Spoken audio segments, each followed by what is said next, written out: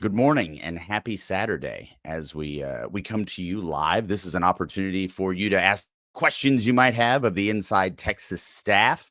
And if you have any questions about your real estate needs, we want you to call our friend Laura Baker. Now, if you're looking to buy or sell a home in Central Texas, reach out to Laura. Laura is a UT grad, an avid Longhorn fan, and she's an IT member. So she's a part of the family. She's also an elite member of the Andy Allen team with Keller Williams Realty. So if you're looking to make a move, give Laura Baker a call. She's at 512-784-0505. Again, that's 512-784-0505. We are here Saturday morning coming to you, like I said, live with your questions. I want to bring on our esteemed panel today. We are -1 Ian Boyd, but we are making up for that with our dynamic trio here of Eric Nalin, Mr. Paul Wadlington, and myself. So let's get started. Again, your question. Right. All right. And there he goes. I don't know where he went. Well, that's okay. We know where to pick it up. This morning before we started getting some questions, we wanted to talk about what makes Steve Sarkisian such a great fit for Texas. Obviously, he's done a lot of work in a short period of time. Paul, what are your thoughts on that? Let's go back to the original hire.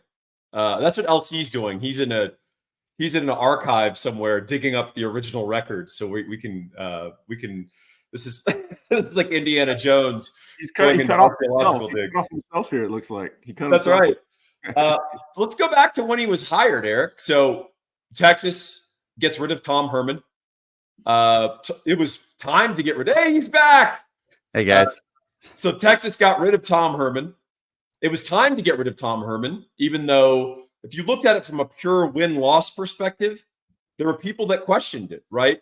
But you and I are big leading indicators guys, and we're both guys that believe that you might as well do now what you're going to have to do eventually. And that's a hard lesson for many of us in our lives that we don't learn until our 20s, 30s, 40s, and 50s. But Texans did what they were going to have to do eventually, which was get rid of Tom Herman. So the landscape of college football is thrown open, and eventually they settle on Steve Sarkisian. I don't think this was a universally loved hire. Let's be honest, right? Yeah. He was 46-35 in his tenure at Washington and USC. Obviously, at USC, he'd had some issues. He was replaced. He went on a resurrection, revival tour where Nick Saban ultimately ended up giving him the chance. And then Steve Sarkisian created some of the greatest offenses in the history of college football. And he was the architect and the puppet master of those. Gets back into the limelight with Alabama and becomes the guy that they settle on in the coaching search. So, Eric, you more than anyone was aware of what the buzz was, how people perceived that hire, how the big cigars and bureaucratic admins and the average fan thought about it. I'll throw it to you. What was the vibe then? Give me a vibe check, man. Well, I was kind of surprised by the hire initially, just because, some of the issues that Herman got fired for, as you say, were not field related. They weren't, he went 7-3. They were fine with that. They weren't excited about it, but they didn't fire him over his record. So he had some issues. And then when you look at Steve Sarkisian's track record, I thought it was just a ballsy hire, given the fact that, Sarkisian was, fired from USC in the manner he was.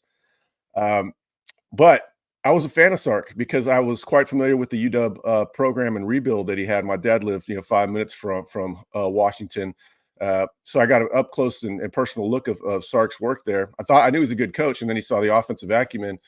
I thought it was exciting, but I was initially surprised that they went that direction. I had heard earlier in the process he got hired in January. I think I heard earlier in December it wasn't going to be him.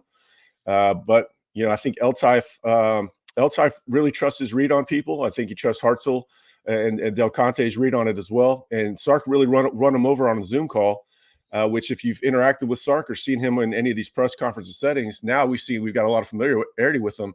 It's easy to see why he would win people over in a Zoom call. And remember, there's a lot of things that Texas had going on at that time. You had the controversy over the eyes of Texas the previous summer. You had a lot of the COVID stuff still going on. That was the COVID season. I think Sark's high level understanding of the climate at Texas, the value that he put on the tradition at Texas, really proved himself to L-Type and Hartzell in particular. And to them, he was a no-brainer. You know, when he went 5-7, they didn't care. They said, "Hey, we're building this up the right way. We got our guy." And you know, maybe there was a little bump in the road here or there. There was, you know, a raised eyebrow over a loss or two, but they were steadfast in their hire of him. They've been committed to him ever since. And it's been that mutually beneficial relationship between Sark rewarding their decision and their decision, and them rewarding him with the new contract and all the resources that he needs. I think going back to this, you know, highlight what, and I appreciate actually D Herring 5 saying this, because it, you know, it takes a little bit of humility and honesty to say that maybe they may have been wrong about something. I think what you're highlighting there is it seemed a little out of left field given the names that were being bandied about, certainly, at least from a fan perspective, whether those were a reality or not.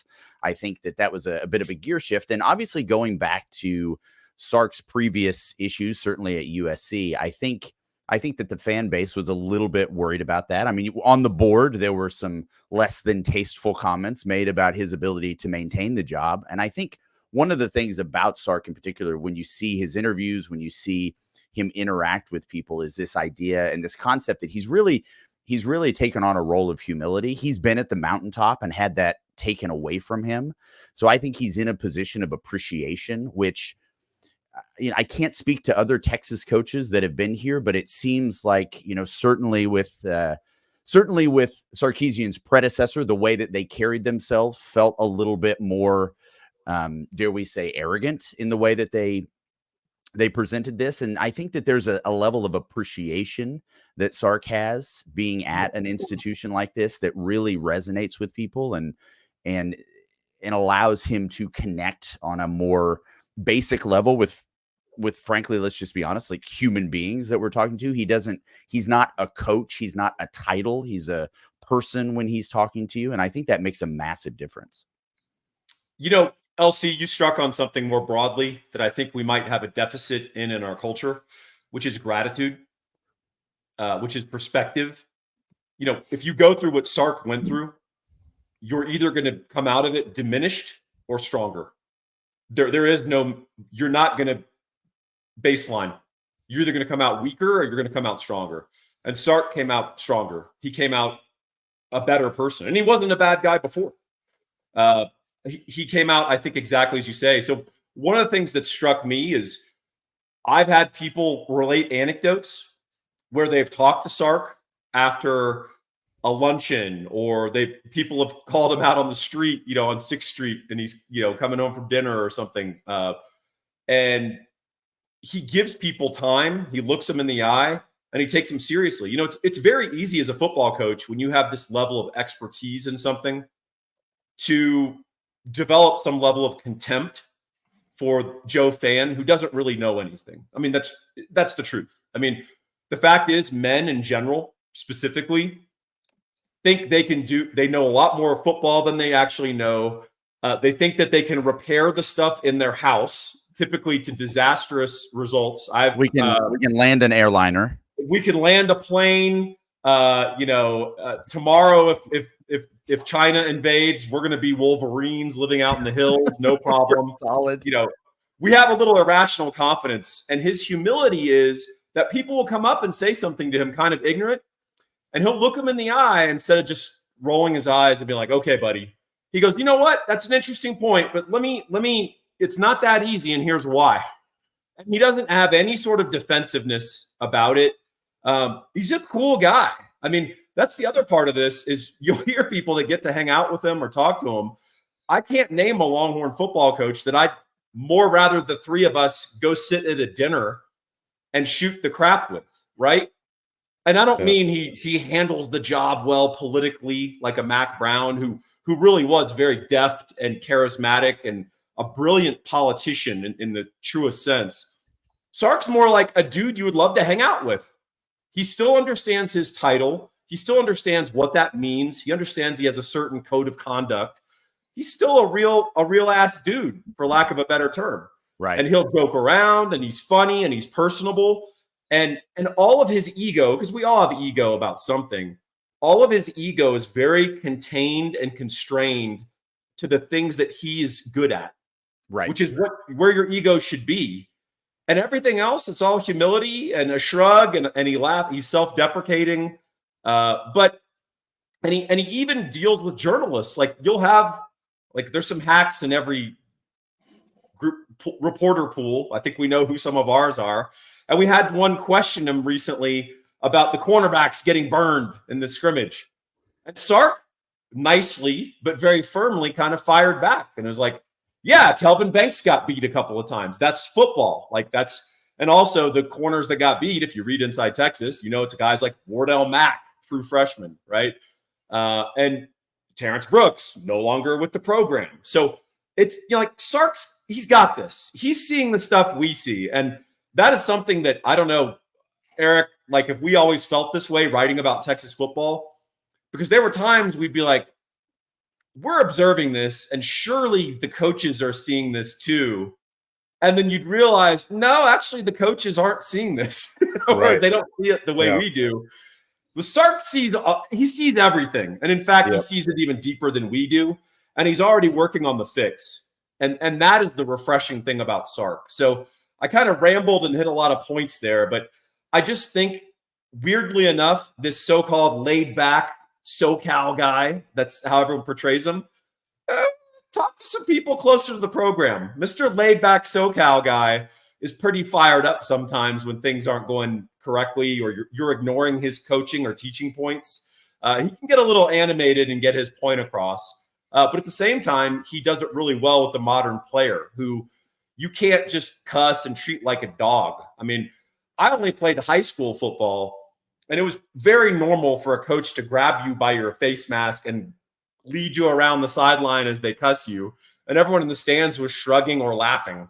That player doesn't exist anymore. You can't really do that. And Sark really has it figured out, that balance between relating to the players, but also hey, I'm the coach. And if you don't listen, eventually we're going to pack your bags and we're going to go find someone who will. So anyway, I rambled and babbled here, but I'm pretty effusive about Sark in general. So I'll throw it to you guys. What do you think? Well, one thing I just want to clarify, because you hit on something, and often we use the idea of someone being politically savvy as a pejorative, and it's something that's wholly necessary at a place like the University of Texas. So when we talk about Mac being a political animal, that's, first of all, not easy to do, and second of all, necessary, especially at a massive institution like this. And I don't know that in my lifetime I will see a coach that handled that situation as deftly as he did, to great success. Is there anything you'd like to add on Sark, Eric, before we move on? We do have some questions I want to get to. Yeah, I mean, I just think one of the things I discovered about him over time was that he's a real football coach, not just some offensive guy. I think his time spent with both Saban and Pete Carroll really emphasized the importance of defense. Obviously, everybody knows that's important, but you get what you emphasize, what Sark always says, and he really does emphasize the importance of defense. And when you emphasize defense, you're emphasizing culture too. Normally, culture is going to translate to defense more so than offense. Those are huge integral parts of the team. A lot of offensive-minded coaches seem to lack that. We've seen Lincoln Riley struggle with that pretty much his entire head coaching career. Look at the tree that Mike Leach had. It's all offense guys. You didn't see any defensive guys come out of it. You got to care about all three phases. He cares about all three phases. That's part of the reason why Jeff Banks is a millionaire. He just gets football at a higher sense. I think he's a total football coach, not just an offensive-minded coach at this point. Eric, can I jump in on that real quick?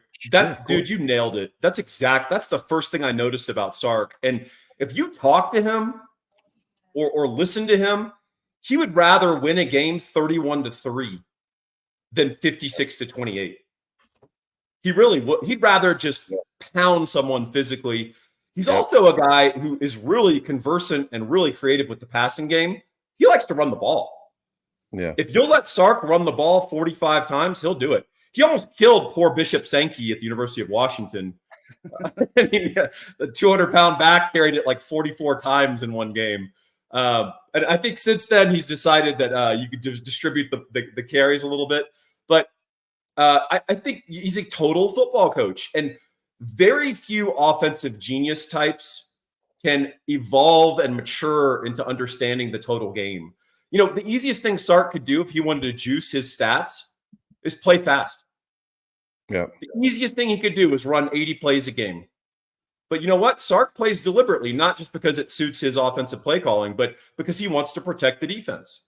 The word that comes to mind he knows is intentionality. He knows if you play less defense, you'll play better defense. Yeah. And so Eric nailed it. He is a total football coach. And I'll be honest, that was a surprise to me. It really was. I thought we were just going to try to outscore people. And no, he wants to, like I said, he'd love to win a game 35-10, not 63-35. So we're gushing about Sark here, but we probably should be. This guy's really done something special with the University of Texas. And the way he's done it and the class with which he's done it is very impressive. He's very intentional. He seems like an intentional person in the way that he carries himself. And the thing that I love whenever he's doing his press conferences is talking about the idea of complementary football. And we discussed this, I think maybe even on either Monday's live stream or the last roundtable, the idea that, we might have some areas of weakness or areas that aren't quite as strong as others. And those can be modified by other areas, i.e. if you're not feeling super strong in a defensive tackle, for example, well, if your score is such that you can start rushing the quarterback because they have to throw the ball, well, that's complementary football. That's protecting your defensive tackles by having your offense do what they need to do. We could, I feel like, make the entire show of a gushing show. And, in 3 years' time, it may be a completely different show because, let's face it, we're fickle animals. But let's move on to Brett Nelson, who's keeping us paid. Let's be honest. Normally, Brett does his super chats almost exclusively for Ian. He's seen Ian's haircut and understands that we might need to get him some money there. So Brett is asking a question. Do we have what's our confidence in Bledsoe or Mitchell that this will be their year to break out? What do we think about that? I was expecting a breakout for Bledsoe in the spring, and we didn't really hear about that. It's not that he had a bad spring; he just didn't make the leap that we had hoped. And they're still looking for guys in the portal at that position, so that kind of tells you that they're not expecting a huge breakout out of Mitchell this year. He's going to have to, figure it out, get in better shape, and prove himself. Sark is not.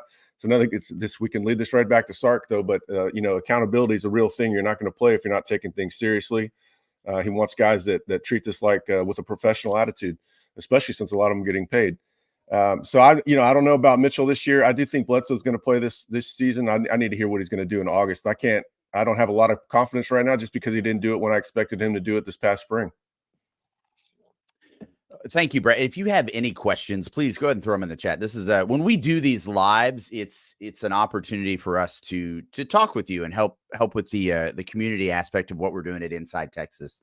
And check us out at InsideTexas.com. It's a great place for the board for us to communicate, to get to know each other, to build a little community, and obviously to get the insight that you can't necessarily get anywhere else. If we're bringing this to you, trust me, it's been discussed at InsideTexas.com, and you're going to get it first there. Use the promo code IT1 to get 2 months of Inside Texas for $1. As we move forward here, Eric, I want to talk a little bit about this was a buck wild week in recruiting. Not necessarily recruiting, but certainly the NIL in the transfer. I don't know how you describe it. Like the stealing of a defensive tackle from Oklahoma.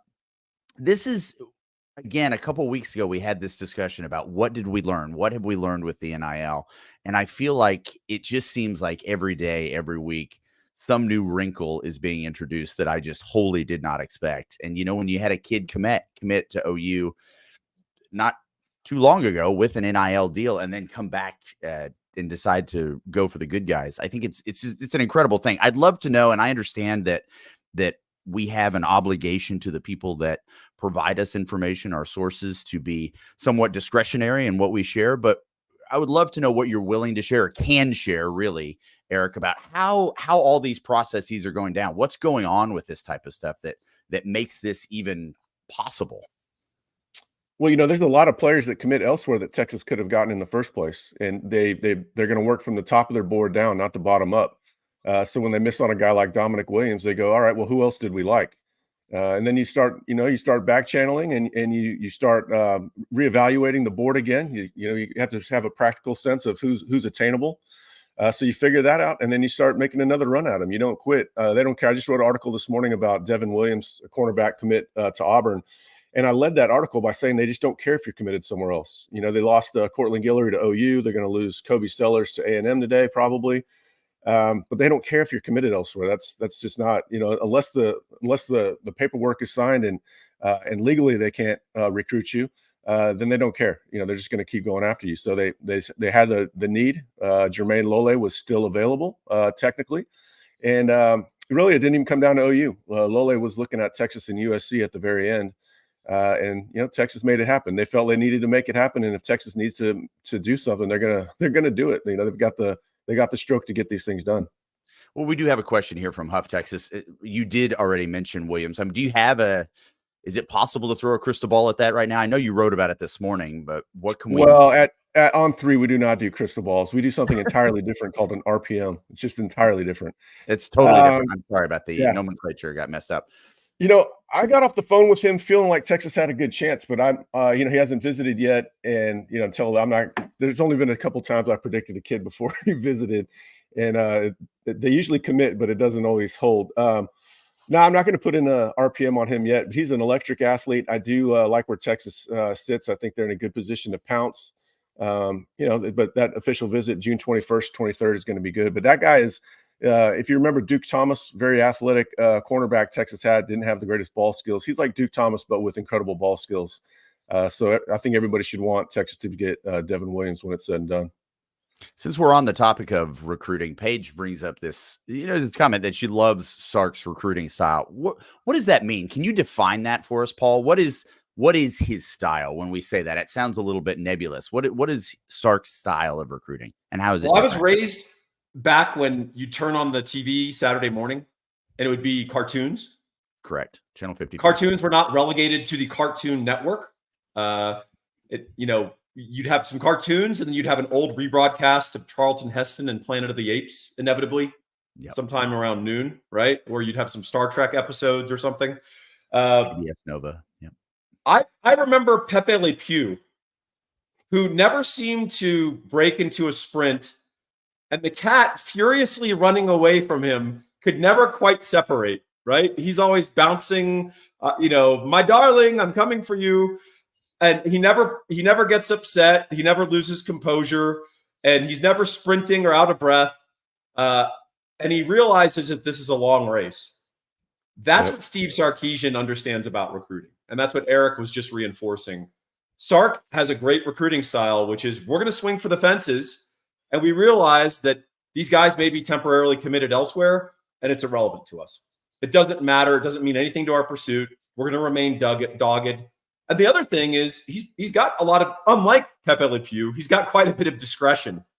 And he will go after who he thinks is the best fit and the best player. And he doesn't always go for the 5-star. If the 5-star has some aspects that he doesn't like about their football character, or just thinks they're overrated or not a fit for what he's looking for. And so he'll recruit out of state. Look, we're going to have cycles with Sark where most of our guys, more of our guys than not, come from out of state. And then we'll have cycles where most of the recruiting class is from Texas. And he doesn't care. He's agnostic to all of it. So what I love about his recruiting style is he's laid back in the sense that he understands it's a longer game. But I also think that he does understand when it's time to close, which I think he didn't quite get maybe in 21, maybe in 22 at times. We might have lost a guy or two because they were ready to be sold and get the final pitch in the office. And Sark would go, all right, hey, we love you. We want you in Texas, but take your visits. I think he's gotten a better sense now. Hey, it's time to close this guy.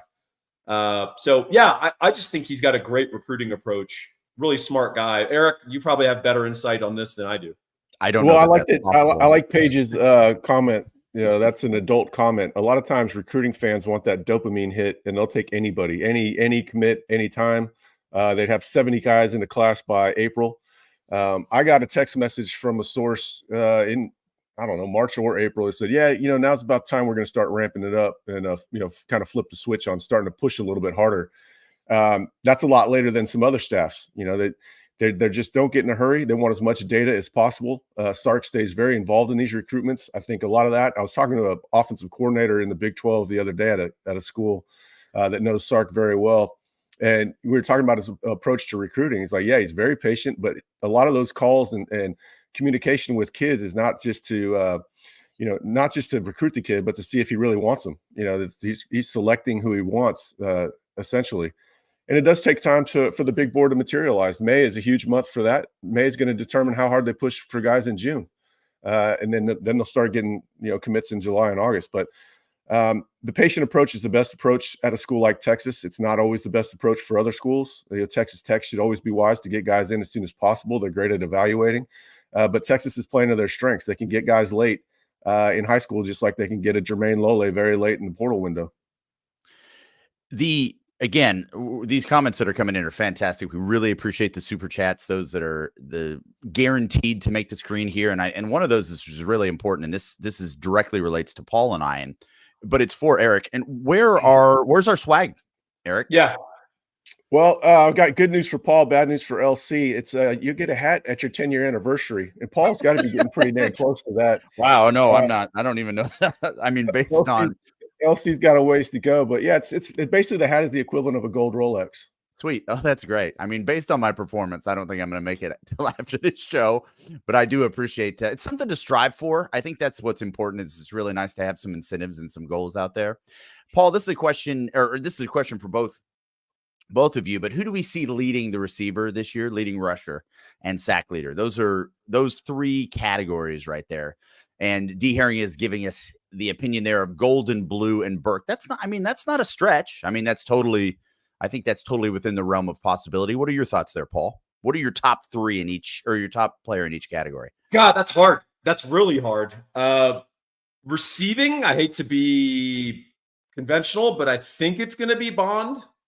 But I think the cool thing about this receiving core is if it was DeAndre Moore, just out of the blue wild card, none of us would be very surprised. I mean, honestly, I think we've got 4 or 5 dudes that could lead this team in receiving. And that's what's exciting about this receiving core. Leading rusher, Blue's my boy.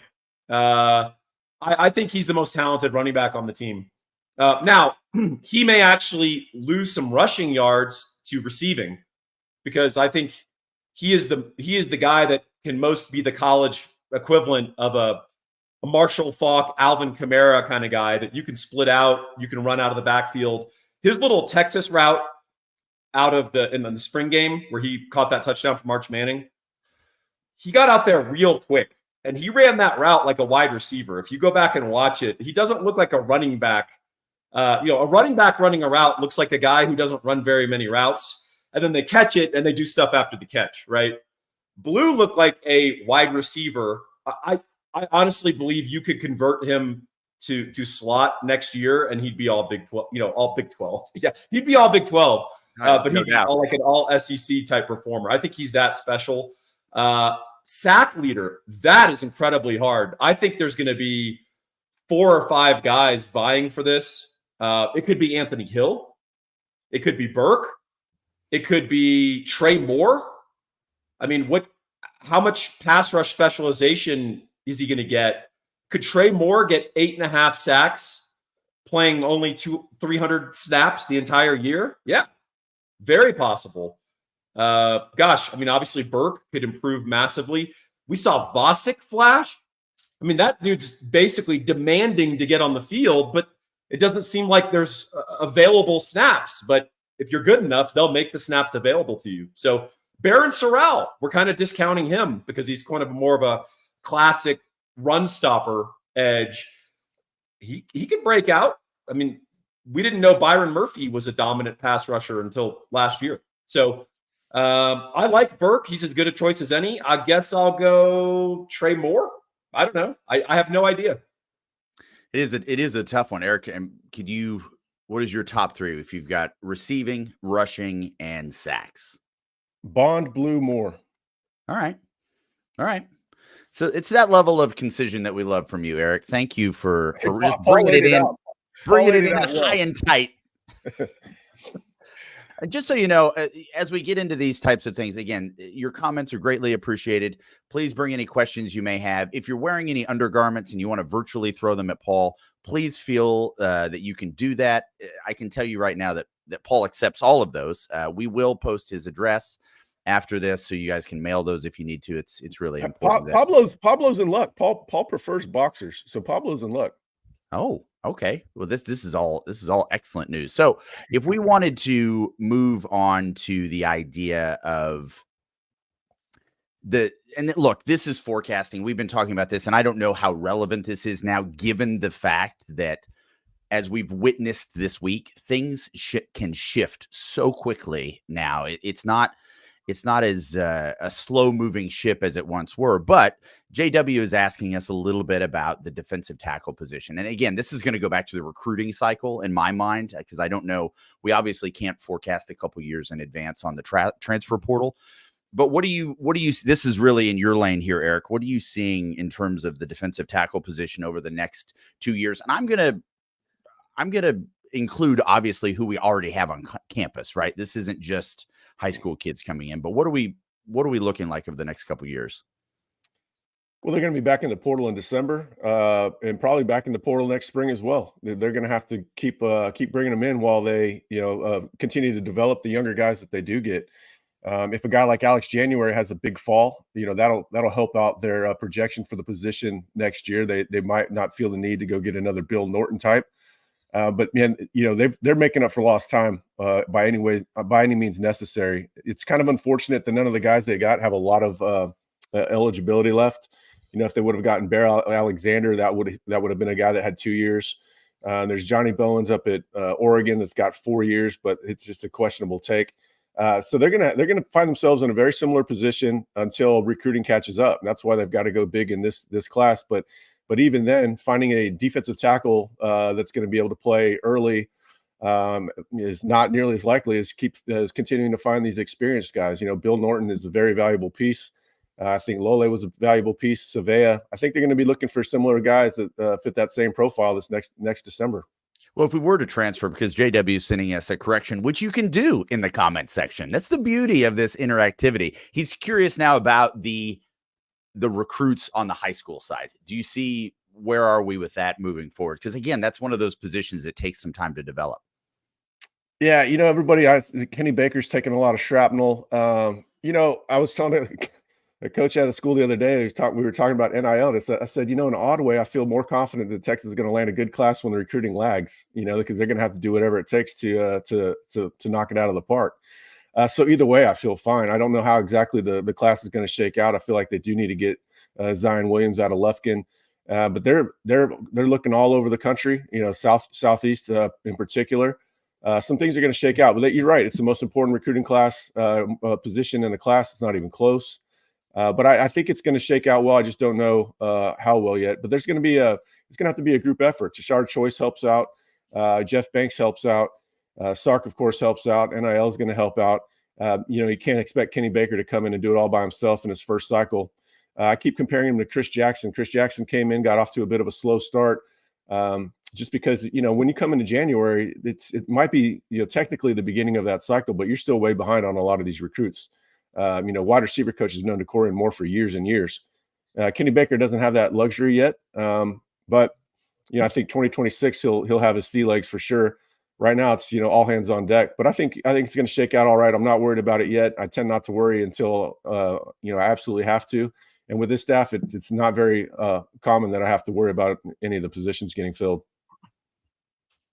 As we move forward a little bit, again, we appreciate your questions. If you don't get your question answered here, check us out at InsideTexas.com. Again, the promo code is IT1. That'll give you 2 months of Inside Texas for $1. Again, that's InsideTexas.com. Check us out there.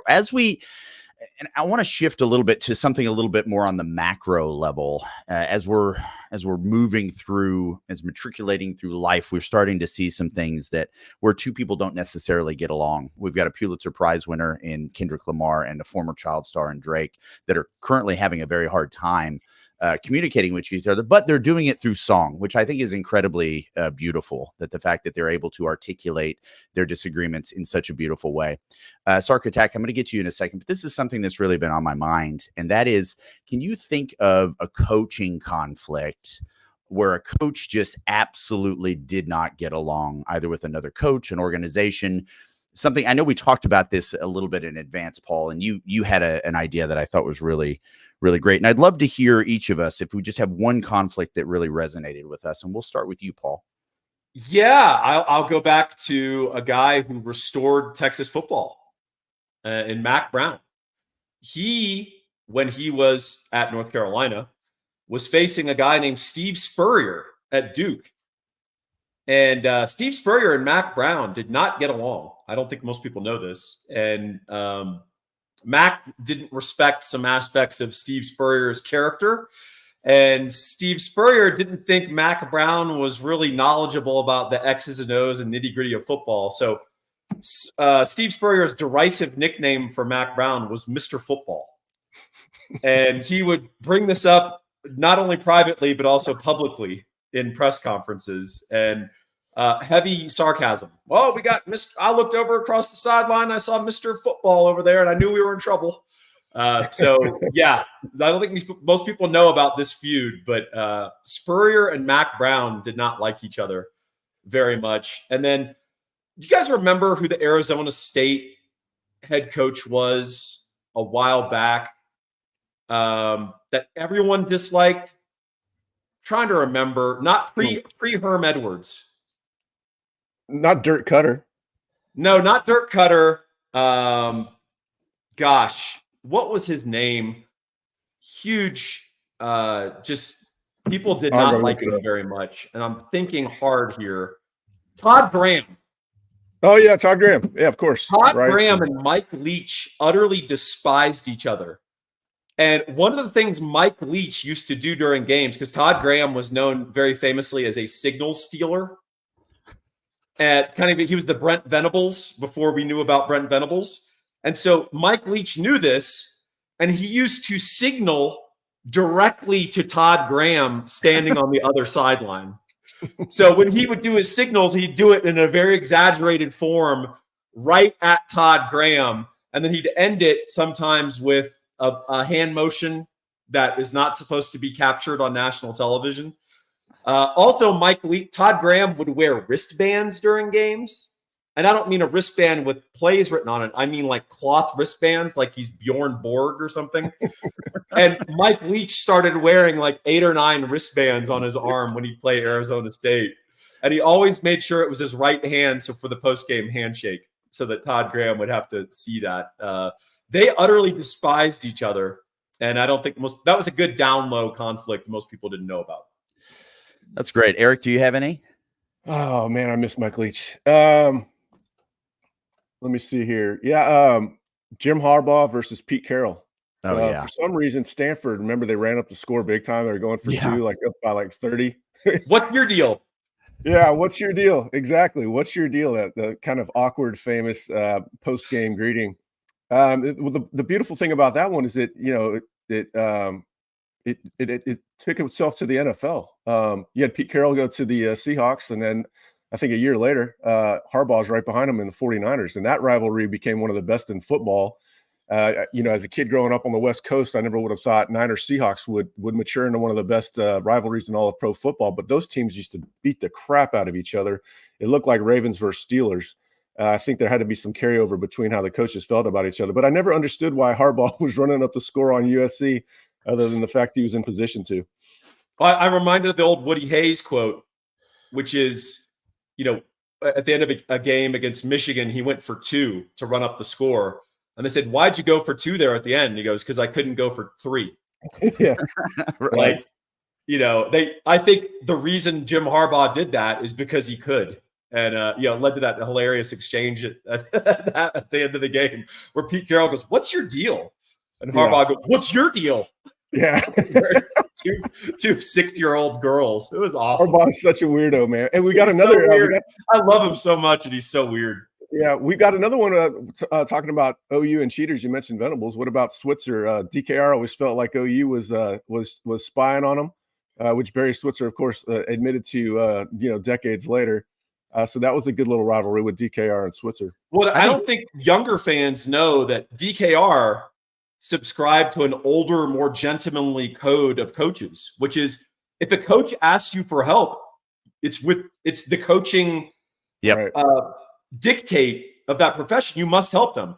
So Darrell Royal and instructed his assistants, this is a true story, to teach Oklahoma and Barry Switzer the wishbone. When a young Barry Switzer, a hot assistant at OU, and this is when Texas was dominating the Sooners, he asked, "Will you teach me the wishbone?"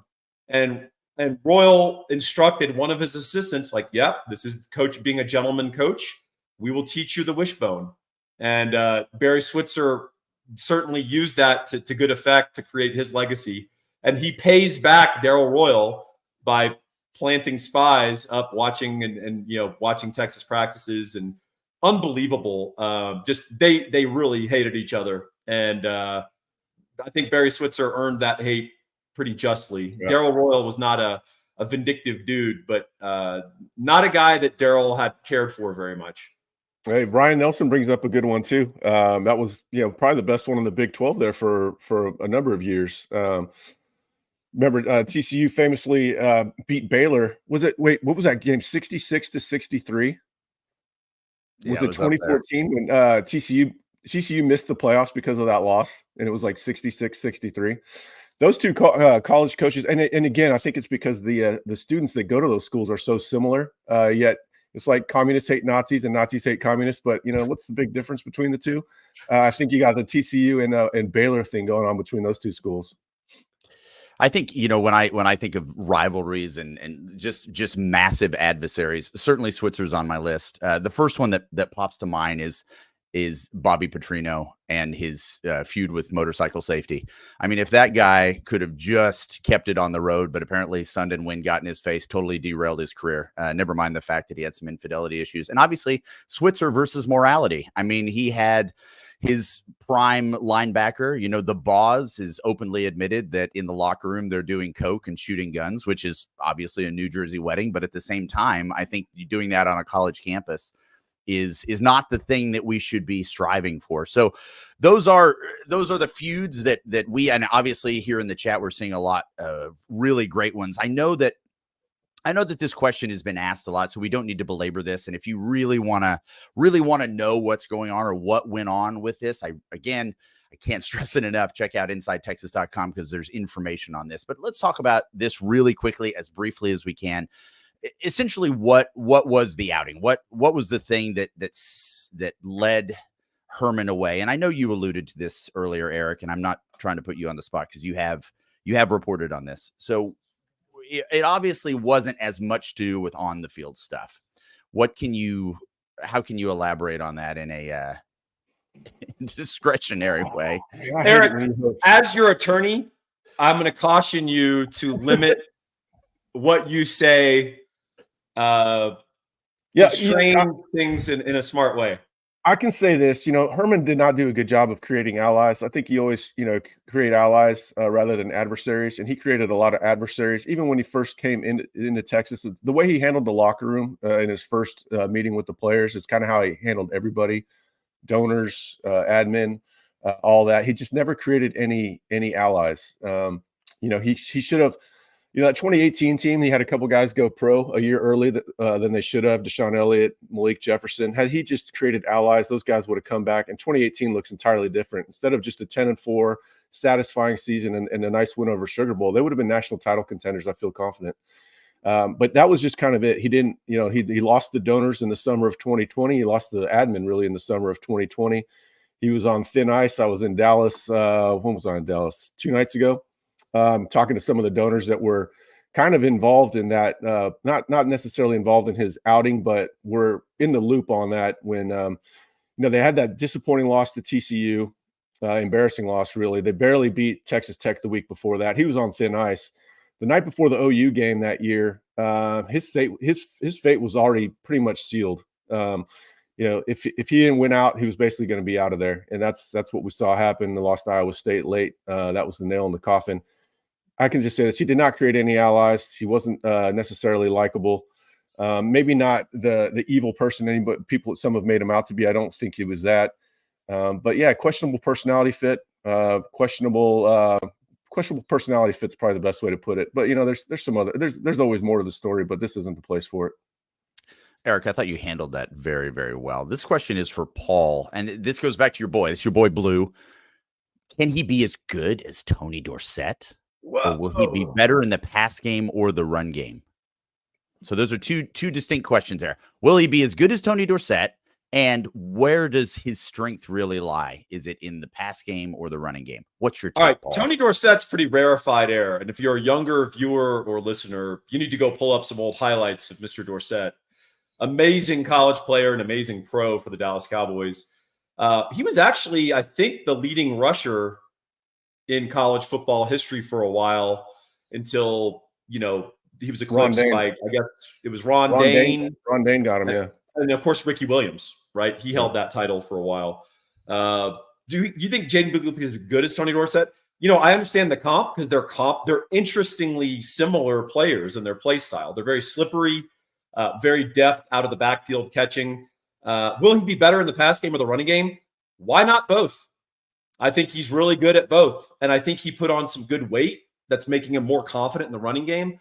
So 2 things I noticed about Mr. Blue in the spring game, because we were pretty intent on throwing the ball around in that spring game, figuring out what we had at quarterback and also putting on a good show, which was great. I mean, if you hear national commentators, they all say Texas was by far the most entertaining and fun spring game to watch of all the spring games that they had to take in. But one thing that stuck out, Blue obviously scored on that pass reception from Arch on the Texas route. Beautiful. The other thing that was interesting is on a short yardage play, they gave him the ball. He put his nose down, he put his pads down, and he burrowed straight into the hole, knowing that there wasn't going to be much of a hole, and got his hard 2.5. And that is a great evolution in Mr. Blue's game because it means we can keep him in there in all circumstances. So my take is he's the most talented running back on our roster, and I think he's one of the most talented players. And I would not be shocked to see him break out both as a runner and a pass catcher and get drafted. I think he could go pro after this year if he kills it. One thing, if I could just interject here, one thing at Inside Texas, unlike Sammy Sosa or a Mark McGuire, we are trying to grow naturally. So if you could like or subscribe to this channel, we would greatly appreciate it. We're not out there trying to, artificially grow our numbers. We want it to be a part of the community. So if you've enjoyed this in any way whatsoever, it costs you nothing. Please please subscribe. It really helps us out. We have a search party for Ian. It's very expensive. I don't know how much longer we can sustain it. So again, anything that you can do, like and subscribe, would be greatly appreciated. And again, if you are in the Central Texas area, or if you're thinking about moving to the Central Texas area, please check out our friend Laura Baker. She is a realtor of note. And if you're looking for a home, please check her out. She's a UT grad, avid Longhorn fan, and she's a member of InsideTexas.com, which honestly means a lot to us. She's a part of the family. She's part of the team. She's an elite member of the Andy Allen team with Keller Williams. So please give her a call. The number is 512-784-0505. We are closing out here, guys. I really appreciate your time. I'm just going to check the comments one more time to see if we've got anything out there. Wow. Hey, LC, can I bring something from the board? I wish that you would, please. All right, I'll do that. So from the Inside Texas board, which you should all be members of, a gentleman named Tor Hookham says, if it's open to questions, Eric, what's been the most annoying thing to cover since you've been covering Texas? Ooh. What's the best thing and what's your least favorite thing? Oh, man. Thanks for that, Paul. LC, is this when you cut me off? No. No. I'll I don't like people don't apply context a lot. They'll make these sweeping assumptions without using any sort of context. There's a lot of these things can be explained through, a lot of little data points. And we try to assemble all those data points so that it's a pretty clear picture of what's going on. The sweeping generalizations, Sark can't win because he's only won 7 games. Before was very annoying. You had to go to the context of why that was. He had a very productive tenure at UW. He was on his way to winning 10 games without a doubt before he left for USC, and then things got derailed. So he always had it in him to be a good a coach that could win at a high level. A lot of these guys are not given enough time to recruit. Let them have a cycle or two, and you're going to start seeing a lot better recruiting. So lack of context is the one thing that probably annoys me the most. The most fun thing to experience so far is just watching the whole rebuild together. We've all been down in the dumps for 10 years or longer than that even. So there's been a lot of downtimes, but to see them, to celebrate with the fans, go to tailgates and see them, be in the stands after a big win, or traveling to Alabama, buying rounds of drinks in the bars late in the night at Alabama. I mean, that's by far the most rewarding. Celebrating with you guys is my favorite part about the job. That was a great question. That was a really great question. Question. Can you bring in the Burnt Auburn for the win chat very quickly? So Burnt Auburn scholarship ? I actually have an interesting bit of info on that one, believe it or not. I was kind of curious about that as well. He might get a scholarship because we're below 85, right? But he doesn't need one. And here's why. One of the great things about the University of Texas is if you've got a little interesting thing to you, or your character or personnel, or you really perform well, as Burnt Auburn did last year, you get NIL and you get endorsements and you get ads. And I mean, real NIL, like companies come to you for endorsements. That's what Burnt Auburn has. He's making much more money than the cost of his participation at the University of Texas. So Burnt Auburn is on the down low, doing very well for NIL, and legitimate NIL, if you want to call it that way. He's a spokesperson and a charismatic front man for various endeavors in Austin and Texas. So I think he did that commercial with the Bama kicker, right? Will Richard. Right. So Burnt Auburn doesn't need a scholarship. He may get one because we've got a couple available, but he's making some cash. So a Head and Shoulders commercial with Troy Polamalu is got to be sometime in the future. No. It's got to be Burt Plus with Carlos Valderrama. I like Burt Plus a lot. Burt Plus with Carlos Valderrama. That's fantastic. Again, not to get, we're talking very high level stuff here. So if we don't want to get into that, I understand is what I'm saying here. But in your recollection, did a UT assistant clog a recruit's toilet during the strong? Oh God, man, that one drives me crazy. And started that stupid rumor. No, that's not true at all. That's not true. So what actually happened is they had a bad visit, and then he went upstairs and did an upper decker. So he didn't clog it. It wasn't the toilet. Yeah, that makes a lot of sense. Okay, this is again, we want to end on a high level here, guys. We're coming close to the end. I really appreciate everybody sticking this out with us. This was a fun conversation for us. We on a Saturday on the eve of Mother's Day. Treat your mothers great. If they're around, please make them feel as special as you possibly can. If you're a mother here that's listening, thank you. We really appreciate all that you do. This is a fun opportunity that we have to get together as friends and talk some ball, and getting the opportunity to hear what you have to say both on the board and in the chat is everything to us. Thank you so much. We appreciate Laura Baker helping us out. We also appreciate, again, you checking us out at InsideTexas.com. It's a great community, and we love being a part of it, and we want you to be a part of it. Please like and subscribe, and we'll see you next time.